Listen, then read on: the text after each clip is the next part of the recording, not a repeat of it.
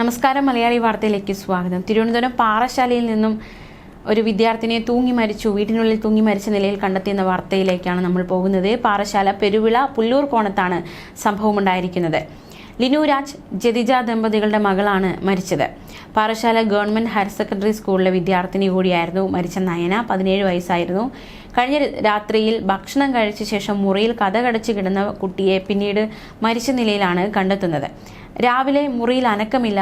അപ്പോൾ തീർച്ചയായിട്ടും വീട്ടുകാരുടെ ഭാഗത്തു നിന്നും ഒരു അന്വേഷണം ഉണ്ടാകും.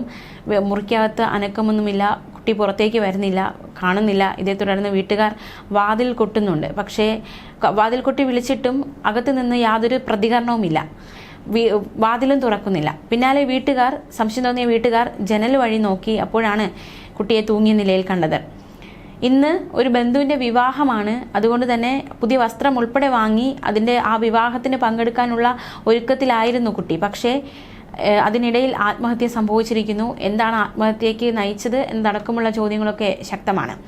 വീട്ടിലോ സ്കൂളിലോ മറ്റ് പ്രശ്നങ്ങളൊന്നും ഉണ്ടായിരുന്നതായി അറിയില്ല എന്നാണ് നാട്ടുകാർ പറയുന്നത്. വിരലടയാള വിദഗ്ധരടക്കം പോലീസ് സംഘം സ്ഥലത്തെത്തി നടപടികൾ പൂർത്തിയാക്കി മൃതദേഹം പോസ്റ്റ്മോർട്ടത്തിന് അയച്ചു. പാറശാല പോലീസ് കേസെടുത്ത് അന്വേഷണം തുടങ്ങിയിരിക്കുകയാണ്.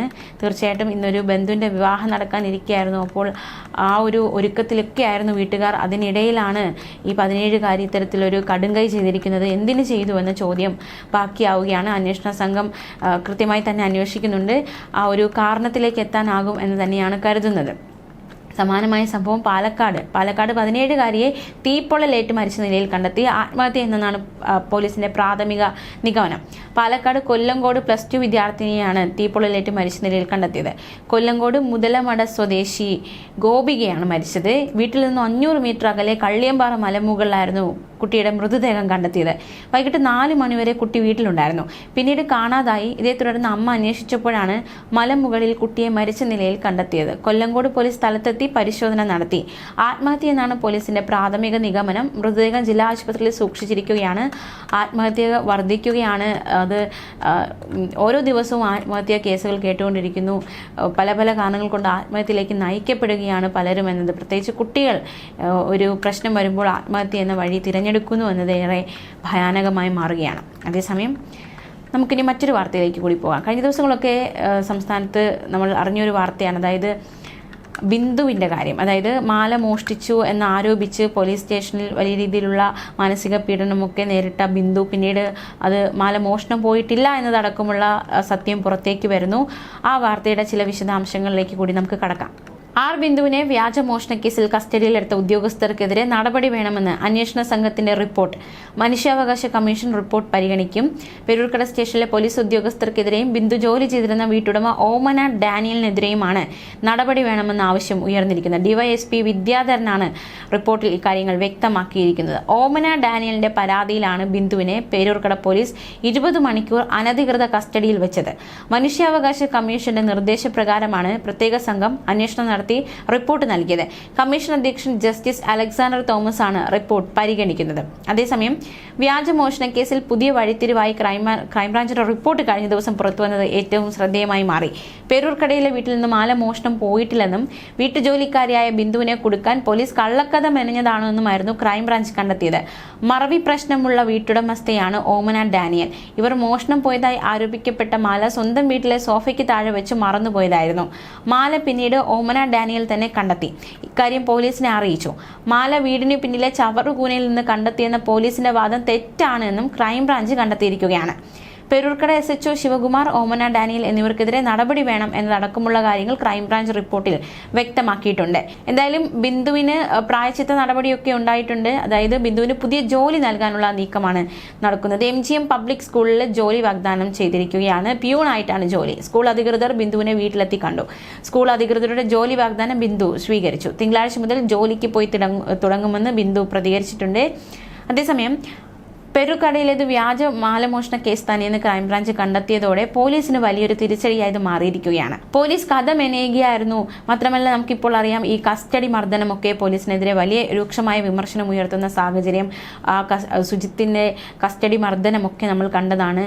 അതിനിടയിൽ ഒരുപാട് പോലീസ് മോശമായി പെരുമാറി, പോലീസ് ആക്രമിച്ച് തങ്ങൾക്ക് ഇത്തരത്തിലുള്ള അംഗഭംഗം സംഭവിച്ചു എന്നടക്കമുള്ള വെളിപ്പെടുത്തലുകൾ ഓരോന്നായി പുറത്തു വരുന്നതിനിടയ്ക്കാണ് ക്രൈംബ്രാഞ്ചിന്റെ റിപ്പോർട്ട് കൂടി പുറത്തു വരുന്നത്. എന്നത് സേനയ്ക്ക് വലിയ രീതിയിലുള്ള തിരിച്ചടിയായി ഇത് മാറിയിരിക്കുകയാണ്.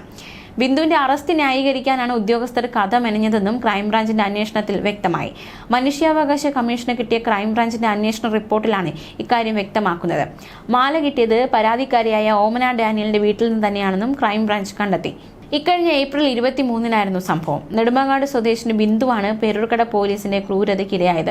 ബിന്ദു ജോലിക്ക് നിന്ന വീട്ടിൽ നിന്ന് സ്വർണ്ണമാല കാണാതായി. വീട്ടുകാർ നൽകിയ പരാതിയിൽ ബിന്ദുവിനെ പേരൂർക്കട പോലീസ് സ്റ്റേഷനിലേക്ക് വിളിച്ചു വരുത്തി മാനസികമായി പീഡിപ്പിക്കുകയായിരുന്നു. പോലീസിൽ നിന്ന് നേരിട്ടത് കടുത്ത പീഡനമാണ് എന്ന് ബിന്ദു പറഞ്ഞു. വിവസ്ത്രയായി പരിശോധിച്ചു, അടിക്കാൻ വന്നു എന്നടക്കമുള്ള ആരോപണം ബിന്ദു പോലീസിനെതിരെ ഉന്നയിച്ചു.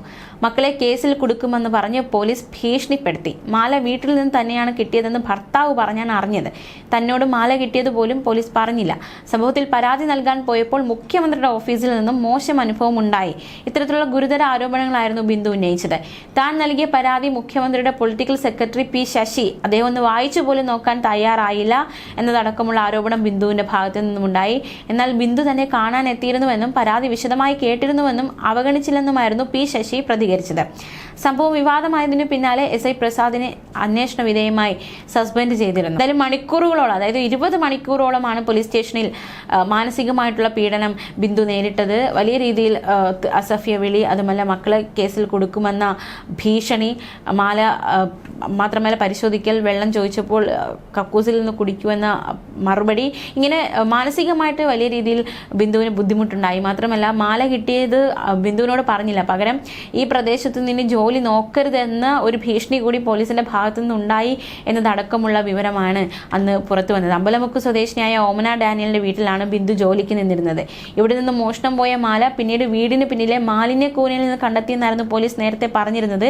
പക്ഷേ ക്രൈംബ്രാഞ്ച് കണ്ടെത്തിയിരിക്കുന്നത് മാലിന്യ കൂനയിൽ നിന്നല്ല, മറിച്ച് ആ വീട്ടിൽ തന്നെ മറ്റൊരിടത്ത് നിന്നാണ്, അതായത് സോഫയിൽ നിന്നാണ് ഈ ഒരു മാല കണ്ടെത്തിയത് എന്ന ഒരു കണ്ടെത്തലാണ് ക്രൈംബ്രാഞ്ചിന്റെ ഭാഗത്തുണ്ടായിരിക്കുന്നത്. മോഷ്ടിച്ച മാല ബിന്ദു മാലിന്യക്കൂനയിൽ ഉപേക്ഷിച്ചതാകാമെന്നായിരുന്നു പോലീസ് പറഞ്ഞിരുന്നത്. പക്ഷേ പോലീസ് പറഞ്ഞതെല്ലാം നുണക്കഥയാണെന്ന് ജില്ലാ ക്രൈംബ്രാഞ്ചിന്റെ അന്വേഷണ റിപ്പോർട്ടിൽ നിന്ന് മനസ്സിലായി. വീട്ടുടമയായ ഓമന ഡാനിയലിന് മറവി പ്രശ്നമുണ്ട്. കാണാതായ മാല ഇവർ വീടിനുള്ളിൽ തന്നെ വെച്ചിരുന്നു. വീടിനുള്ളിൽ തന്നെയാണ് മാല പിന്നീട് കണ്ടെത്തിയത്. ബിന്ദുവിനെ കസ്റ്റഡിയിലെടുത്തത് ന്യായീകരിക്കാനാണ് ഇത്തരത്തിലൊരു കഥ ഒക്കെ മെനഞ്ഞത്. എന്തായാലും നടപടി സ്വീകരിച്ചിരുന്നു. മാല കിട്ടി. ഇപ്പോൾ ബിന്ദുവിന് വളരെയധികം സന്തോഷം. കാരണം തന്റെ നിരപരാധിത്വം തെളിയിക്കാനായി എന്നതും അവരെ സംബന്ധിച്ച് വലിയൊരു സന്തോഷമായി മാറിയിരിക്കുകയാണ്. വെള്ളം പോലും നൽകാതെ ഒരു രാത്രി മുഴുവൻ പോലീസ് സ്റ്റേഷനിലെത്തി ബിന്ദുവിനെ പോലീസ് മാനസികമായി പീഡിപ്പിച്ചു എന്നാണ് പരാതി. മാല മോഷ്ടിച്ചിട്ടില്ലെന്ന് ബിന്ദു ആവർത്തിച്ച് പറഞ്ഞിട്ടും പോലീസ് ഇതൊന്നും ചെവിക്കൊണ്ടില്ല. തുടർന്ന് വീട്ടിൽ നിന്ന് മാല കിട്ടിയതോടെയാണ് മണിക്കൂറുകൾക്ക് ശേഷം പോലീസ് ബിന്ദുവിനെ വിട്ടയച്ചത്. പോലീസ് കെട്ടിച്ചമച്ച മാല മോഷണത്തിൽ ഒടുവിൽ സത്യം തെളിഞ്ഞെന്ന് ബിന്ദു പ്രതികരിച്ചു. അന്നേ പറഞ്ഞതാ ഞാൻ മാല മോഷ്ടിച്ചില്ല എന്ന്. പോലീസ് സ്റ്റേഷനിൽ വെച്ച് തന്നെ വിവസ്ത്രയാക്കി ദേഹ പരിശോധന നടത്തി. മാല മോഷണം പോയില്ല, മാല വീട്ടിൽ തന്നെ ഉണ്ടായിരുന്നു. വലിയ വേദനയാണ് താൻ അനുഭവിച്ചത്. പോലീസ് സ്റ്റേഷനിൽ വെച്ച് അനുഭവിച്ചത് തനിക്ക് മറക്കാനാവില്ല എന്നതടക്കമുള്ള പ്രതികരണം ബിന്ദു നടത്തിയിരുന്നു. ന്യൂസ് ഡെസ്ക് മലയാളി വാർത്ത.